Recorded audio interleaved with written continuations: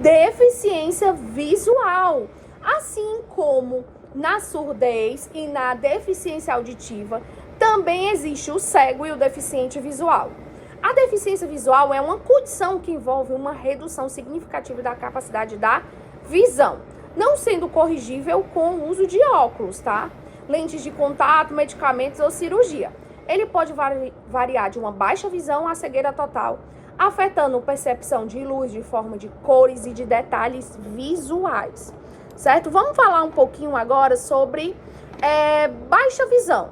O nome já diz, né? Baixa visão é aquela pessoa que tem, por exemplo, falando a grosso modo, muitos graus, certo? Então, a definição de condição de capacidade visual, ela é muito reduzida. Mesmo com a melhor correção óptica possível, mesmo que a pessoa tenha várias dificuldades, hoje em dia, infelizmente, em muitos casos não tem como fazer essa correção.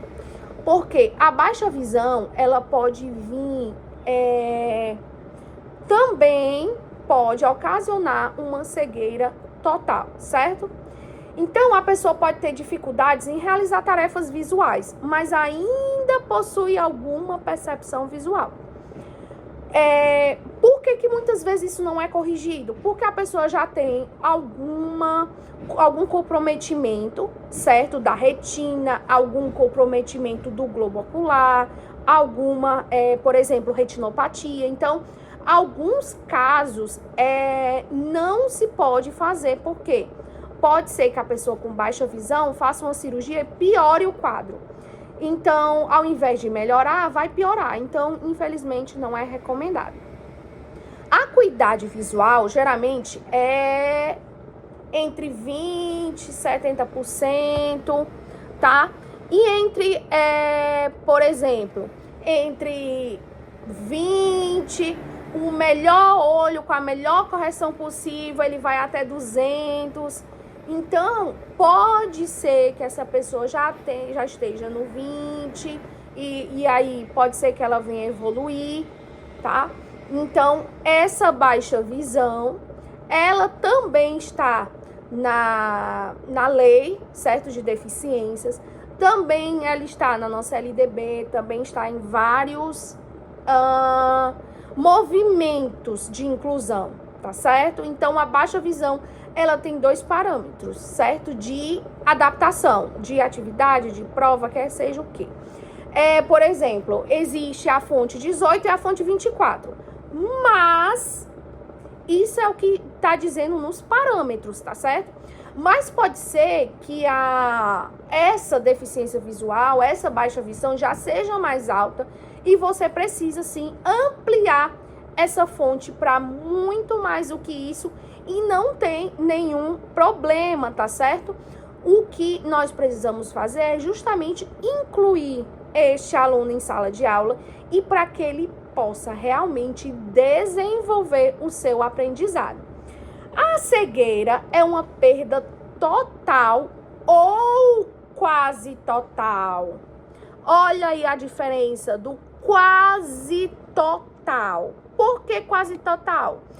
Porque às vezes a pessoa tem uma cegueira, sim, mas luz, algumas cores mais quentes, cores mais fortes, elas podem enxergar, tá? Não enxergar do jeito que nós enxergamos, mas pode sim fazer essa identificação, tá certo? Então, por isso que é total ou quase total. As causas da deficiência visual. Quais são essas causas de deficiência visual? Existe a congênita, certo? Que é o quê? O glaucoma congênito, que é aumento da pressão intraocular, que pode danificar esse nervo óptico, que o nervo óptico é que leva a informação da imagem até o cérebro. Catarata congênita, que é a opacificação do cristalino. E essa catarata congênita, muitas vezes, quando se faz a cirurgia de catarata, que é a troca dessa lente, ela não dá muito resultado, tá certo? Por conta de outros comprometimentos que essa pessoa pode vir a ter nessa visão. Retinopatia, que eu já falei um pouquinho anteriormente sobre a retinopatia, ou prematuridade, ali os nervos ópticos, o globo ocular, retina, ainda não foram totalmente formados, certo? São doenças que afetam bebês desde a concepção até o nascimento. E tem as adquiridas, que são com degeneração macular, relacionada à idade, por exemplo, que afeta a mácula responsável pela visão detalhada, certo? Também temos o glaucoma, que muitas vezes as pessoas que são mais idosas, que já têm pressão alta, também vai ter essa pressão aumentada no olho, que é uma pressão intraocular, e aí vai danificar esse nervo óptico. E aí, danificando esse nervo óptico, é mais difícil do nervo estar levando a informação até a formação da imagem que acontece no cérebro, certo? Retinopatia diabética, quem tem diabetes, ao longo do tempo ele pode perder essa visão. E a própria catarata, que é a opacificação do cristalino, que é relacionado ao envelhecimento, a troca dessas lentes, que é retirada a lente natural e é colocada uma lente externa, né?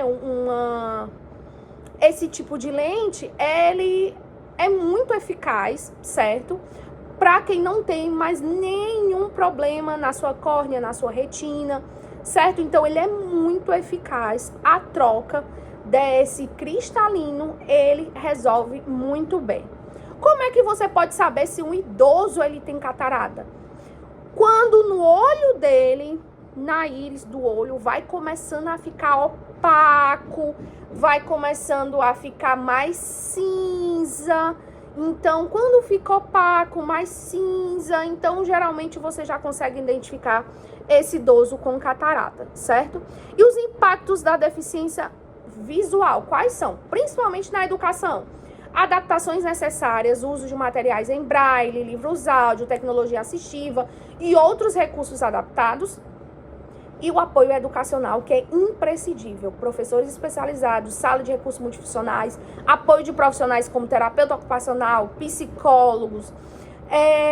Também profissionais responsáveis para lidar com essas crianças e esses adolescentes com baixa visão, como cuidadores, que podem ser especializados em baixa visão, certo? Como temos cuidadores especializados em autismo, em TDAH, nós temos os assistentes terapêuticos, também existe para quem tem baixa visão. Vida diária, mobilidade e atividade doméstica, indiscutível, né? Isso. Então, e a participação social, acessibilidade, a inclusão social, amizades e tudo isso envolve, tá certo? Na sua inclusão social. Por isso que a escola é sua, não seja a primeira, mas em sociedade ampla, sim, é a primeiro grupo social que ele participa. Porque o primeiro grupo social é a família, mas a escola é o primeiro grupo social em sociedade. Então, esse grupo social em sociedade faz toda diferença, tá? Então, pessoas com baixa visão podem utilizar lupas eletrônicas, ampliadores de tela, aumentar o tamanho da fonte, por exemplo, no computador, na sala de aula, sentar na frente, o professor escrever na lousa com a letra maior, dispositivos de orientação e mobilidade. Existem as bengalas, certo? Que são usadas para detectar obstáculo, auxiliar na mobilidade. E também é muito importante piso tátil na escola, em frente à escola, nas ruas, para que esse adulto, criança ou adolescente, quem quer que seja, que esteja aprendendo ou já sabe utilizar essas bengalas, possam utilizar da melhor forma. Cães guia, cães treinados para ajudar as pessoas cegas a se deslocarem. Existe uma raça de cão que é justamente treinada para auxiliar esta pessoa cega. E existe toda uma adaptação desse cão guia com a pessoa cega. Não é simplesmente treinar e entregar o cão para a pessoa cega. Não, existe todo um treinamento existe toda uma adaptação também do cão com a pessoa cega. Não é assim, do nada, eu vou treinar um cão e entregar para uma pessoa cega. Não. Existem até mesmo lugares especializados para treinar cães para cegos, cães guias. Então, existe. A coleira desse cão também é diferenciada, não é uma coleira que normalmente utilizamos nos nossos cãezinhos. Então, já é uma coleira diferente. Então, existe toda uma adaptação, tá certo? E as tecnologias de comunicação, por exemplo, hoje em dia, o celular consegue sim transformar texto em áudio. O computador, quando vai teclando as teclas do computador, ele também vai fazendo o som de que letra pode ser. E também existe a régua e existe o punção. O que é isso? A régua, ela vem com uns furinhos, certo? E a punção é justamente essa agulha que você coloca para fazer os furos no papel e assim escrever em braille. Vamos chamar assim mais grosseiramente de escrever em braille, certo? O braille, ele é escrito no papel, ele é escrito ao contrário, certo? Para quando virar a folha, ele ficar certinho na folha.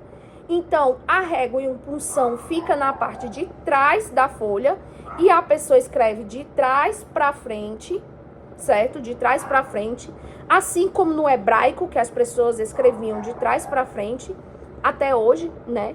Então, em Israel, algumas comunidades hebraicas, eles ainda escrevem esses de trás para frente, certo? Então, no braille é da mesma forma, é de trás para frente, que quando vira a folha no lugar normal, ele está assim no formato, digamos, normal, certo? Relógios, calculadoras em braille, smartphones, acessibilidades. Já existem tablets em braille, certo? As teclas do computador também com os pontos, certo? Das letras em braille. E a educação especializada. As escolas, programas, instituições devem sim ter esses programas, esses projetos para aluno com deficiência visual.